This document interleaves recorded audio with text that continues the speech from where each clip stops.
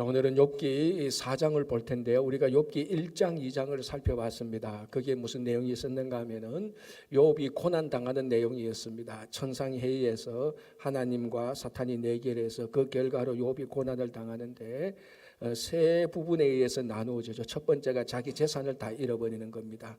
엄청난 재산이 있지 않습니까? 그걸 한순간에 몇 개월, 몇 달이 아니고 하루아침에 다 잃어버리고 거기 지키던 종들도 보고하러 온 종들 빼고 다 죽게 되는 겁니다.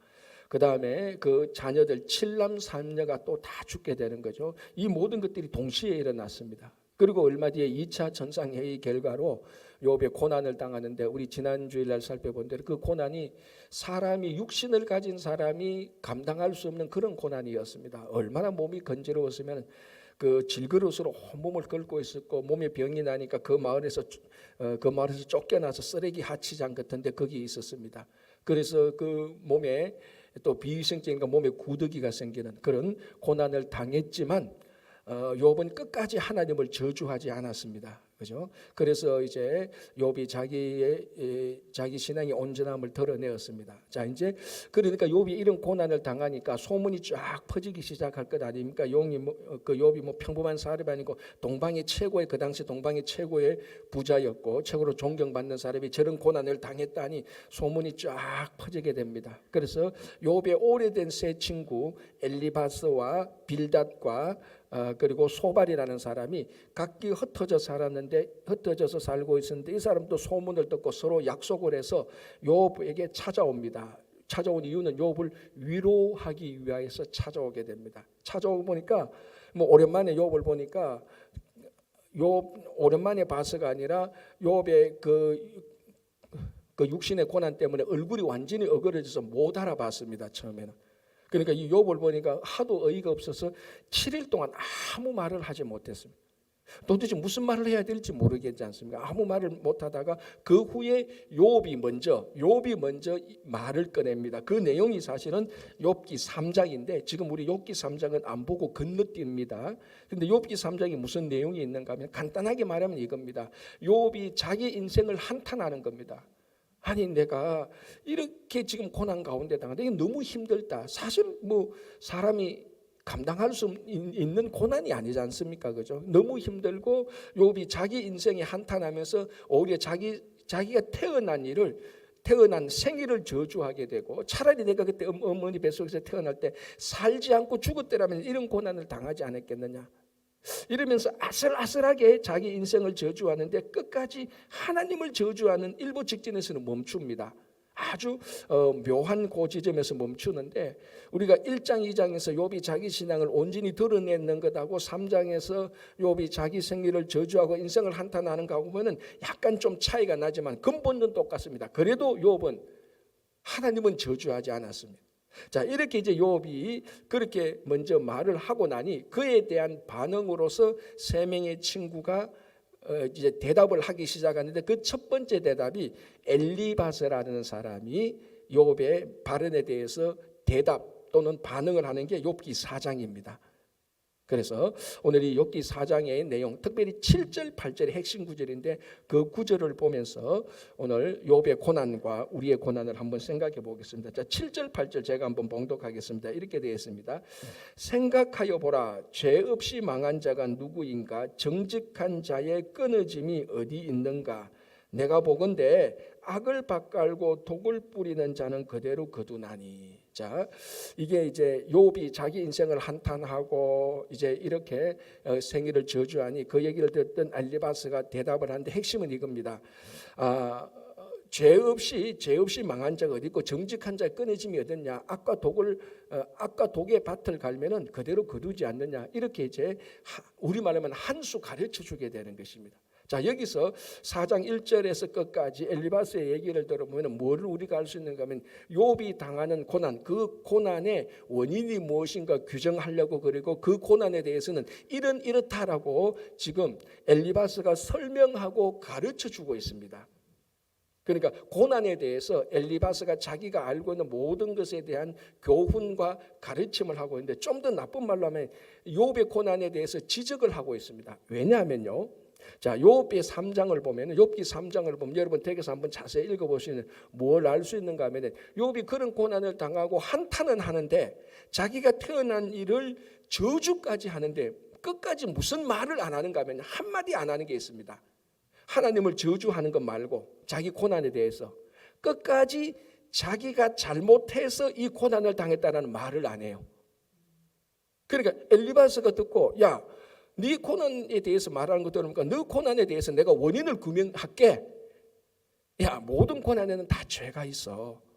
그리고 야, 악과 독을 밭갈면은 그 열매를 거두지 않는. 자, 여러분 이 욥기 4편부터 아니 욥기 3장부터 욥의 발언, 그다음 세 친구들의 발언, 이 모든 것이 사실은 다 시로되어 있습니다. 운문체라니까요. 그러니까 우리 말로는 우리 한국말로는 다 이렇게 대화체인데요. 산문인데 원래는 운문입니다. 그냥 다 시편이에요. 그래서 이 사람들의 대화를 읽기가 좀 쉽지 않아요. 왜냐하면 시라는 것이 상징이 있고 비유가 있고 은유가 있으니까. 그래서 집에서 읽으면 술술술술 익히는 게 아니에요. 여러분 시가 술술 안 익히지 않습니까? 단어 하나 상징이 있고 비유가 있고 그것의 의미를 알고 생각해야 되는 것 아닙니까? 지금 다 그런 문구입니다. 그래서 7절 8절에도 굉장히 문학적인 표현이 되어 있습니다. 그런데 간단하게 말하면 이겁니다. 내가 너 얘기를 들어보니까 너 지금 고난 당하는데 네가 그 고난에 대해서 네 잘못 하나도 말하지 않는구나. 내가 고난에 대해서 한 수 가르쳐 줄게. 고난은 원래 죄 없이 당하는 거야. 그리고 아까 독을 밭갈면 그의 열매를 거두는 거지. 심는 대로 거두는 거지. 이게 고난이야. 좀 알아들어 이 말입니다. 그러니까 엘리바스가 욥에 대해서 고난에 대해서 가르침과 교훈을 베풀고 좀 더 부정적으로 말하면 지적을 하고 있습니다. 자, 여기서 한 가지 모순을 발견하게 되죠. 무슨 모순을 발견하게 됩니까, 여러분? 자, 이 세 친구들이 아까 우리가 읽었던 본문대로 2장 11절 끝부분에 되면 읽겠습니다. 그들이 세 명의 친구가 욥을 방문한 목적이 뭐냐면 그들이 욥을 위문하고 위로하려 하여 세 친구들이 약속을 하고 방문했습니다. 그럼 오늘 이 방문의 목적이 뭡니까? 오늘 설교 제목처럼 위문입니다. 위문, 위로하려고 했습니다. 그런데 엘리바스가 하는 말은 위로입니까? 아니죠. 이거 오히려 야, 너 욥 힘들지? 힘내. 우리가 옆에 있잖아. 뭐 먹고 싶은 거 있니? 내가 좀 갖다 줄게. 이런 위로가 아니고 오히려 가르치고 있단 말이죠. 교훈을 하고 가르치고 있습니다. 여러분, 우리가 지금까지 인생을 살아오면서 고난 안 당한 사람이 어디 있습니까? 지금도 크고 작은 고난 가운데 다 있습니다. 뭐 고난의 종류가 수백 가지가 되지 않습니까? 여러분, 그 모든 고난을 당할 때 누가 와서 그 고난 당하는 나에게 지적질하고 가르치고 교훈 주는데 그게 은혜가 됩니까? 다 짜증나죠. 여러분, 고난 속에 있는 사람들에게는 먼저 그 고난과 고통 속에 있는 사람한테는 먼저 위로와 격려가 필요한 겁니다. 진짜 가르치고 싶으면 그 단계를 지나가고 해야 되는 거죠. 이 심리학에서도 그렇게 다 나오는 겁니다. 그런데 지금 이 엘리바스는 욥의 한마디 말을 듣고 막 가르치고 교훈을 하는 겁니다. 그러니까 하나도 욥의 고난에 전혀 도움이 안 됩니다. 위로해서 도움이 주려고 왔던 사람이 오히려 도움을 안 주고 고난 속에 있는 욥을 더 고통을 힘들게 해버리는 거예요. 더 힘들게 한 것입니다. 위로를 해야 되는데.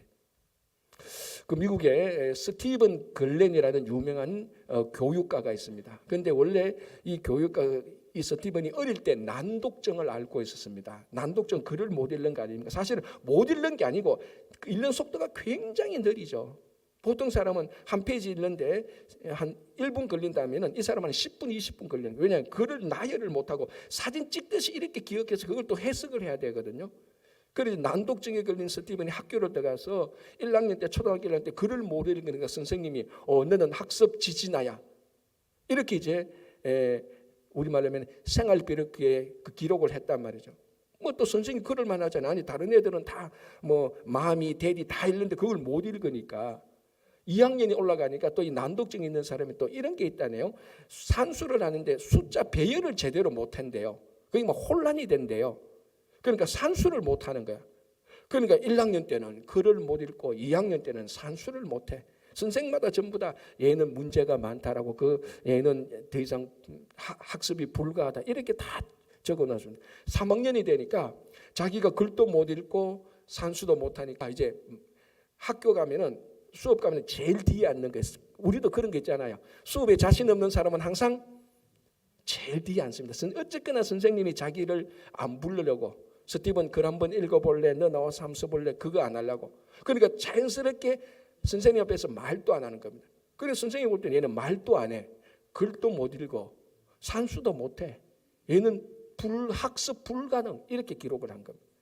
그런데 5학년이 되었는데, 4학년도 그러니까 5학년이 됐는데, 담임 선생님이 새로 왔는데 한 180cm의 큰 여인이 왔습니다. 이름은 하디인데, 이 하디라는 선생이 이제 그 스티븐의 1학년, 2학년, 3학년 학습 기록부 다 보고 스티븐을 만나보니까 이 스티븐이 학습 지진아가 아니고 난독증이 있다는 것을 그제서야 알아내는 겁니다. 그래서 이 선생이 스티븐을 불러서 너는 학습 지진아가 아니야. 너 학습 무능력자가 아니야. 너는 난독증이 있는데 이거는 다른 아이들과 보통 아이들과 좀 다르다는 표시야. 이 말에 이 스티븐이 선생님 그럼 나도 공부할 수 있어요? 그럼 너도 공부할 수 있지. 너는 지금 지진아가 아니고 다른 애들하고 다를 뿐이지 다른 아이들 뒤처지지 않는 거야. 라고 말하면서 이 스티븐에게 진짜 위로와 격려를 하는 겁니다. 지금까지 선생님들은 넌 이게 문제야 저게 문제야 다 문제를 지적해서 너는 못 읽는 게 문제야 산수도 못하는 게 문제야. 그런데 이 하디는 너는 문제 있는 애가 아니야. 너는 충분히 공부할 수 있는 아이야. 너 학습 지진아가 아니야. 그 얘기를 듣고부터 이제 스티븐에서 학교에 가는 게 재미가 있지 않습니까? 그때부터 공부를 해서 미국에서 가장 유명한 교육가 가운데 한 사람이 되는 겁니다. 그로부터 계속해서 이제 이 스티븐은 하디 선생님하고 평생을 같이 연락하는 멘토 역할을 이렇게 하게 됩니다. 그런데 하디가 이제 마지막에 암이 걸려서 죽게 되었습니다. 그런데 그 연락을 받고 스티븐이 우리 선생님 내 평생을 이끌어 주신 선생님 그 병실에서 얼마나 외롭겠느냐. 그래서 아주 멀리서 1000마일 넘게 비행기를 타고 와서 그 선생님이 입원하는 그 병원에 이제 그 병문안 하려고 갔는데 기다리래. 데스크에서 얼마나 기다리냐 하니까 당신 앞에 700명이 기다리고 있대. 아니 나는 우리 선생님이 외로워서 혼자 병실에 있을까? 그거 외로워서 왔는데 700명이 기다리고 있대.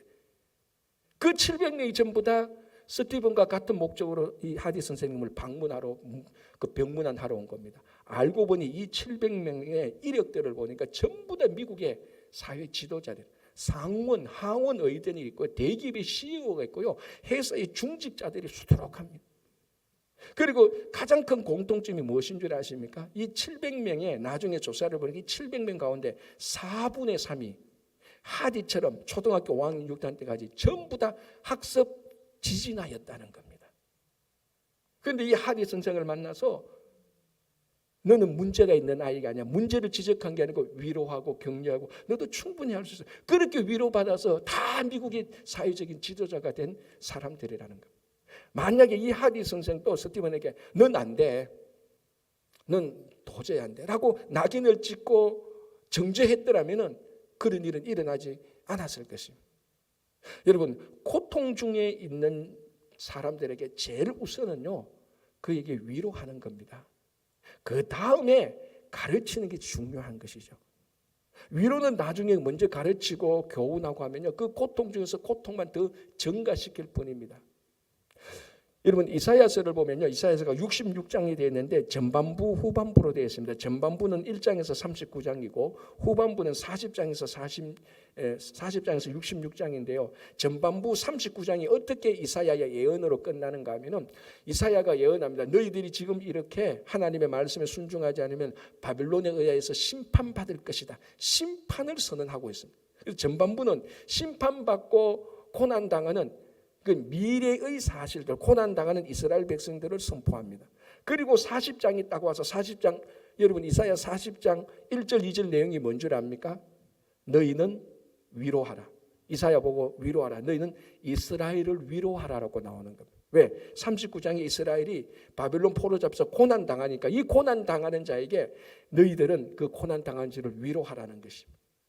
그러니까 여러분 하나님의 본성 가운데 하나가 뭔가 하면요 고난당하는 자를 더 괴롭게 하는 것이 아니고 그 고난당하는 자에게 위로를 주는 것이 하나님의 가장 본성입니다. 그런데 우리도 가끔 자칫 잘못했어요. 우리도 주변에 고난 당하는 자에게 내가 이 엘리바스처럼 내가 고난에 대해서 좀 안다고 해서 그 위로보다 먼저 가르치고 교훈하고 좀 지적하면요, 전혀 그 위로에서 헤어나오지 못합니다. 도움이 안 되는 겁니다. 그래서 우리가 먼저 이 새 친구가 원래 온 목적처럼 고난 당하는 자를 위로하는 것이 우선이라는 것입니다. 자, 그러면 이제 이런 질문이 생기죠. 아니, 이 새 친구들은, 특별히 엘리바스는 위로하러 와서 왜 가르치고 지적을 하느냐는 겁니다. 왜 그랬지? 자, 이제 그게 4장 7절 8절에 대답이 나옵니다. 자, 4장 7절이 이렇게 되죠. 다시 볼게요. 생각하여 보라. 이 엘리바스가 욥의 얘기를 들어보니까 너 지금 고난 당하고 있는데 너 죄에 대해서 아무런 얘기를 안 하는구나. 야, 욥, 너 한번 생각해봐. 내 생각은, 너는 어떻게 생각하는지 모르겠지만 내 생각은 이래라고 말하면서 죄 없이 망한 자가 어디냐? 정직한 자는 다 끊어진다. 이게 내 생각이야. 이거 맞아. 너 지금 잘못 생각하고 있는 거야, 이 말이에요. 그리고 8절에는 내가 보건대 악은 밭갈고 독은 뿌리는 자는, 악을 밭갈고 독을 뿌리는 자는 그거 그대로 거둔다. 내가 보건대라는, 여기서 본다는 가만히 앉아서 관찰한다는 것이 아니고 내 경험으로 볼진대, 이 말입니다. 사실은 여기서 본다는 것은 시력을 말하는 것이 아니고 익스피리언스, 자기 경험을 말하는 겁니다.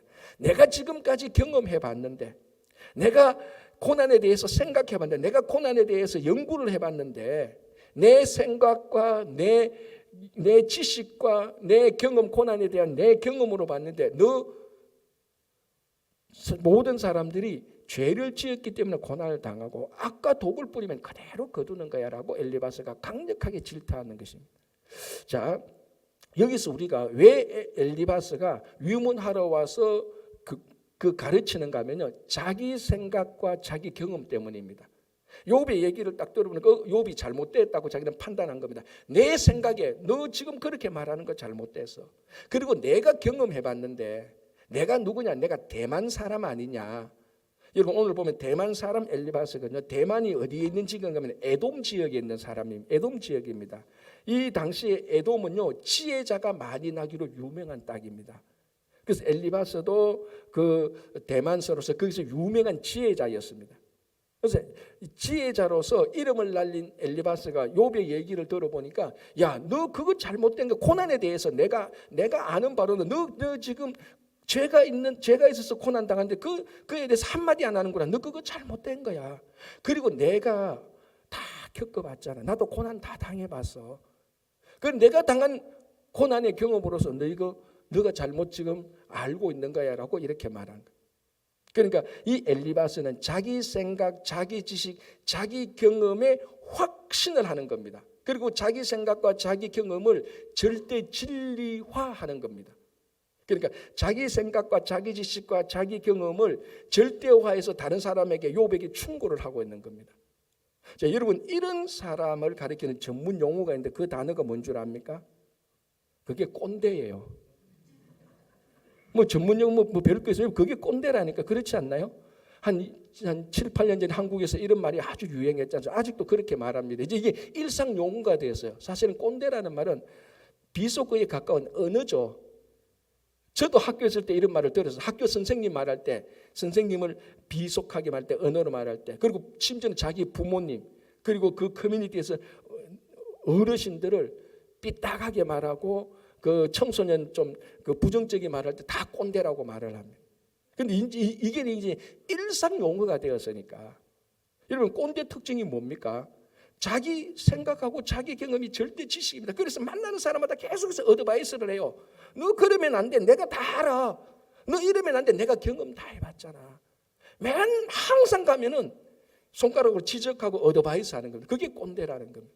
그런데 희한한 건요, 꼰대 말이 틀린 적은 없어요. 내용은 다 맞단 말이에요. 2020년 미주 중앙일보에 재밌는 아티클이 나왔는데, 그게 뭐냐면 제목이 라떼는 말이야, 이게 있어요. 같은 말이죠, 그죠? 영어로 LATTE is a horse 해가지고 라떼는 말이야, 이게 라떼 is a horse, 나는 라떼는 말인데, 이 말은 라떼는 말이야, 내가 옛날에는, 이런 이제 꼰대를 말하는 거예요. 그러면서 뭐 꼰대는 이런 사람이다 저런 사람이다 말인데, 재밌는 게 뭐냐면요, 이민사회 꼰대의 12가지 특징을 기록해 놨어요. 당신이 여기에서 가운데 내가 그러니까 그 아티클에 12가지를 말하는데 여기서 5개, 6개 되면은 당신은 꼰대 될 가능성이 없잖아 있다. 7개, 8개는 너 꼰대 될 가능성이 애법돼. 9개, 10개에 해당되면요 너 완전히 꼰대야 이 말이에요. 그래서 이민 꼰대 가운데서요 다는 말하고 제가 한 3가지만 말해줄게요. 이 3가지를 들어보시고 내가 이민 꼰대인지 아닌지 한번 여러분 판단해 보시기 바랍니다. 이게 5번째 항목인데요. 이민 꼰대가 이렇게 말한대요. 본인이나 자녀들의 학력을 소개하고 무용담처럼 이야기한다. 좀 찔리는 분 있을 수 있을 겁니다. 그렇잖아요. 비슷하잖아요. 내하고 우리 자녀들은 뭐 미리 하버드 나왔잖아. 그게 나쁘다는 게 아니라 그런데 그걸 무용담처럼 자랑스럽게 하고 이게 마치 기준인 것처럼 얘기한다는 겁니다. 7번째 항목 좀 비슷한데요. 본인 또는 가족의 이민 생활이 모범이라고 믿고 소개한다. 야, 이민 생활은 이렇게 해야 돼. 우리처럼 이렇게 해야 돼. 자녀 교육 이렇게 해야 돼. 이렇게 해야 돼. 그걸 모범으로 믿고 사람들한테 소개한다. 말은 소개지만 사실은 어드바이스 한다는 거죠. 자, 9번째 항목이 이렇게 되어 있습니다. 나이와 상관없이 나는 더 이상 배울 것이 없다고 말하는 거예요. 그래서 뭘 해도 안 배워요. 나는 다 하니까 나는 배우는 사람이 아니고 이제부터는 가르치는 사람이에요. 그래서 이민 딱 오면 그 1번 항목이 뭐냐면요. 제가 여기 남기는 1번 항목이 뭐냐면 이민 딱 오면요. 이제부터 딱 관계 정리합니다. 나이, 이민 경력, 한국에서 뭐 했냐 지금 딱 하고 난 다음에 내가 이렇게 살았는데 이제 어드바이스 하기 시작하는 겁니다. 가만히 보면 정도 차이는 있지만 여기에 비슷하게 우리도 그 주변에 언저리에서 얼렁덜렁하죠. 그죠? 우리도 이민 꼰대의 기질이 어느 정도 있어요. 사실은. 아까 말씀드렸지만 꼰대의 가장 큰 특징이 뭔 줄 압니까? 이 사람 하는 말이 다 맞다는 거예요. 그런데 기분이 나쁘다는 거예요. 말은 다 맞는데 집에 가서 생각하면 기분이 나빠. 지가 뭔데? 하고 돌아서면 그래 그 말은 맞아. 그래도 기분 나빠 이렇게 되는 거예요. 그게 꼰대 특징이에요. 엘리바스의 말이 다 맞아요, 여러분. 앞으로 엘리바스, 빌다, 소발이 계속 엄청난 논쟁이 나옵니다. 다 맞아요. 정말 잠언의 지혜서처럼 맞아요. 그런데요, 여러분 잠언을 읽어보고 이 세 친구의 잠언을 읽어보면요, 다 지혜인데 차이가 있어요. 잠언을 읽어보면요, 내가 이렇게 잘못했구나. 이렇게 하고 잘못해도 기분이 좋고 위로가 되는데 이 엘리바스나 소발이나 빌닷 얘기 들으면 다 맞는데 기분이 안 좋아. 왜? 꼰대니까. 지금 엘리바스가 욥에게 사실은 굉장히 젠틀하게 말하고 굉장히 세련되게 말하지만 굉장히 신앙 용어를 말하지만 사실은 우리 용어로 말하면 지금 꼰대 일을 하고 있다는 거예요. 문제는 이민 꼰대가 문제가 아니고 신앙의 꼰대가 문제죠. 야, 내가 신앙생활한 게 60년인데 내가 이민 온 지부터 50년 이민 온 후부터 지금까지 내가 신앙생활 했잖아. 내가 금식을 몇 번 했는데 야, 내 성경책 보여줄까? 밑줄 그는 거 보라고. 내가 기도를 얼마나 했는데 구제를 얼마나 했는데 그런데 그 말 들으면 다 맞단 말이에요. 다 맞는데 그 말 가지고 자꾸 가르치고 어드바이스 하니까 듣는 사람은 기분이 안 좋다는 거예요. 여러분 바로 지금 엘리바스가 욥에게 이렇게 말하고 있어요. 말은 맞는데 하나도 위로가 안 되는 겁니다. 왜? 자기 경험과 자기 지식과 자기 생각이 절대 진리니까. 이 절대 경험, 자기 경험과 지식의 절대 칼로 막 휘둘러 대는 겁니다. 그러니까 그 이야기를 듣는 사람은 전혀 위로가 되지 않는 것입니다. 자, 이런 이제 엘리바스의 태도, 즉 경험과 지식이 또한 지식과 생각에 절대하고 무슨 문제가 있는가 하면 모든 사람한테 이걸 그대로 적용시키려고 하는 겁니다. 자기 경험과 자기 지식을 절대 표준화해서 너도 이것처럼 따라와야 돼. 너도 여기에 맞추어야 돼라고 말하는. 자, 엘리바스도 고난을 당했습니다. 그러니까 내가 보건대 내가 고난의 경험을 해봤는데 내가 고난에 대해서 아는데 뭡니까? 다 고난 받은 것은 죄가 있기 때문이야. 그래서 자기 고난에 대한 경험과 지식을 욥에게 그대로 적용시키려고 합니다. 이게 욥에게 적용이 됩니까? 안 됩니까? 안 되죠. 왜? 욥의 고난과 엘리바스의 고난의 원인이 다르지 않습니까? 욥의 고난의 원인이 뭡니까? 욥의 고난의 원인은 우리가 지난주에 살펴봤다시피 잘못해서 죄 때문에 받는 고난이 아니었죠. 그 반대였단 말입니다. 죄가 없어서 받는 고난이었어요. 그런데 엘리바스의 고난은 죄 때문에, 자기는 죄 때문에 받는 고난만 당했거든. 근데 그걸 절대화해. 이걸 욥에게 자꾸 끼워 맞추니까 안 맞는 거예요. 여러분, 우리도 이 두 개가 아구가 안 맞으면 거기에 상처가 나고 갈등이 생기는 겁니다. 지금 엘리바스는 자기 욥에게 안 맞는, 욥이 경험하지 못한, 욥의 경험이 아닌 다른 고난을 경험해놓고 욥에게 자꾸 적용시키려니까 그 말을 듣는 욥은 엘리바스의 말을 들을 때마다 자꾸 위로가 되는 것이고 그 정반대로 상처만 계속 생기는 겁니다. 여러분, 어쩌면 우리가 신앙의 꼰대가 되어서 사람들에게 말하는 것이 이게 전혀 위로가 안 되고 엘리바스와 욥의 관계처럼 상처가 되고 오히려 그 사람들을 무시하고 이런 결과가 나타날 수 있단 말입니다. 그래서 우리가 참 우리가 이런 것들을 조심해야 됩니다. 우리가 어떤 일이 있어도 신앙의 꼰대는 되어서는 안 됩니다. 내가 겪은 내 생각, 내 지식, 내 경험을 절대 진리화하면 안 된다고요. 다 한계가 있지 않습니까? 한쪽으로 치우쳐 있지 않습니까? 자, 이제 오늘 7절, 8절을 보면서 이 내용을 한번 살펴보겠습니다. 이게 진짜 중요한 건데요. 다 아는 건데 다시 한번 더 볼게요. 생각하여 보라. 죄 없이 망한 자가 누구인가? 정직한 자의 끊어짐이 어디 있는가? 내가 보건대 악을 밭갈고 독을 뿌리는 자는 그대로 거두나니. 이게 엘리바스가 욥에게 주는 교훈인데요. 한 문장으로 딱 하면 이겁니다. 모든 결과에는 원인이 있다는 겁니다. 그죠? 악이나 독을 밭갈면 그 열매를 거둔다. 이 고난이 생긴 것도 죄 때문에 생긴 거다. 그러니까 고난이라는 결과는 죄라는 원인이 있다는 것입니다. 그러니까 우리 한자로 말하면 뭡니까? 인과응보죠. 맞습니다, 여러분. 우리가 살아가는 많은 일들이 다 인과응보입니다. 그죠? 자, 욥이 죄 때문에 고난을 당한다고 딱 교훈을 했을 때 이 말이 틀립니까? 맞습니까? 이게 뭐 그리 어렵습니까? 맞죠. 죄 때문에 고난을 당한 건 맞잖아요. 성경이 그렇게 증거하잖아요. 자, 에덴 동산에서 아담과 하와가 죄를 지었습니다. 그래서 남자는 노동하는 고난을 당하고 여자는 아이를 잉태하고 아이를 낳는 고난을 당하는 겁니다.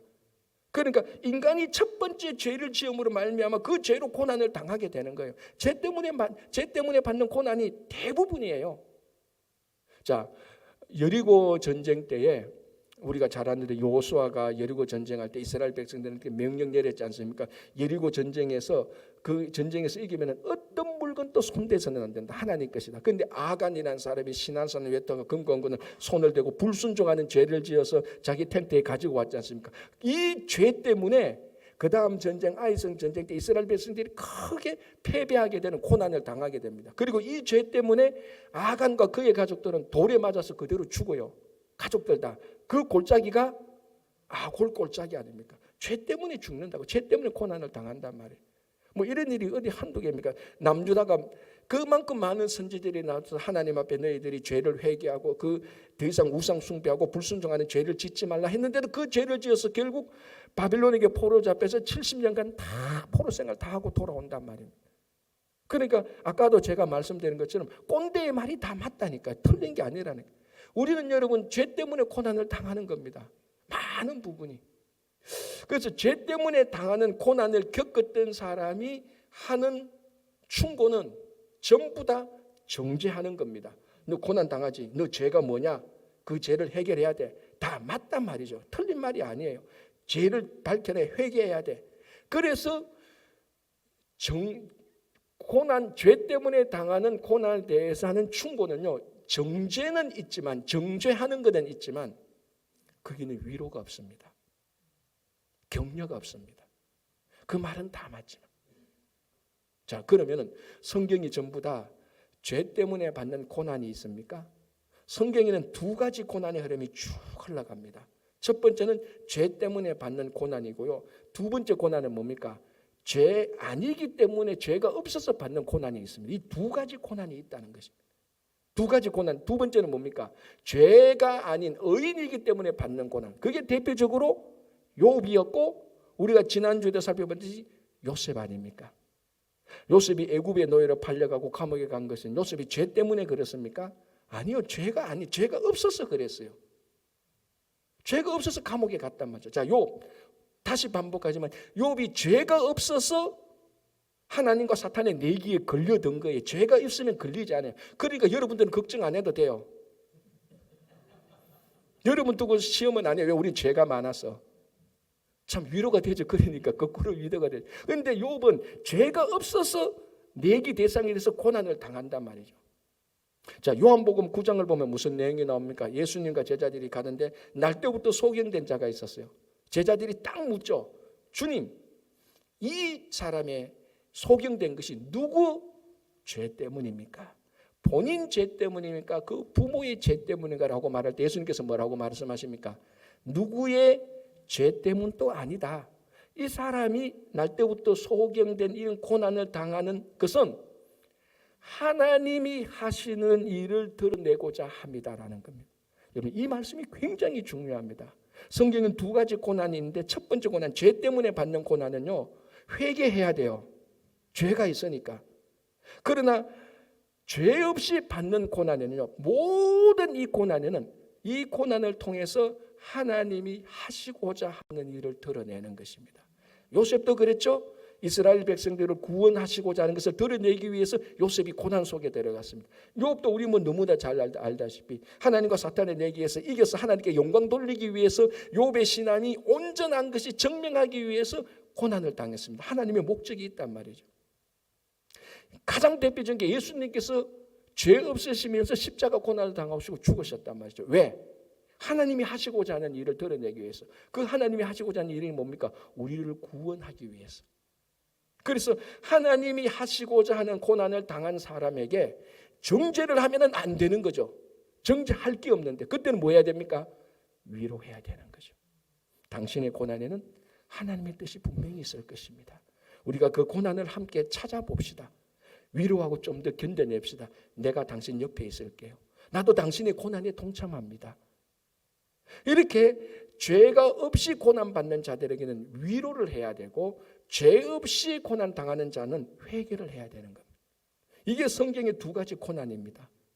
우리의 고난은 두 개가 같이 막 섞여 있습니다. 그래서 이걸 분별할 줄 알아야 됩니다. 죄 없이 죄 때문에 당하는 고난인데 자꾸 위로받으려고 하면 안 되죠. 그런데 죄 없이 받는 고난인데 자꾸 정죄하면 안 됩니다. 지금 엘리바스가 가장 잘못한 게 뭡니까? 엘리바스의 말이 다 맞단 말이죠. 죄 없이 죄 때문에 받는 고난이 얼마나 많습니까? 이 말이 틀린 게 아니란 말이죠.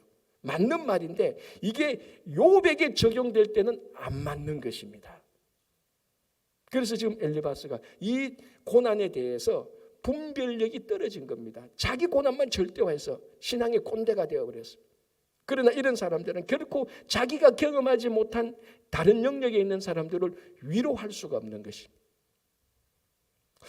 자, 오늘 우리가 이 욥기를 보면서 우리가 신앙생활하면서 우리도 고난을 당하고 많은 사람들도 고난을 당합니다.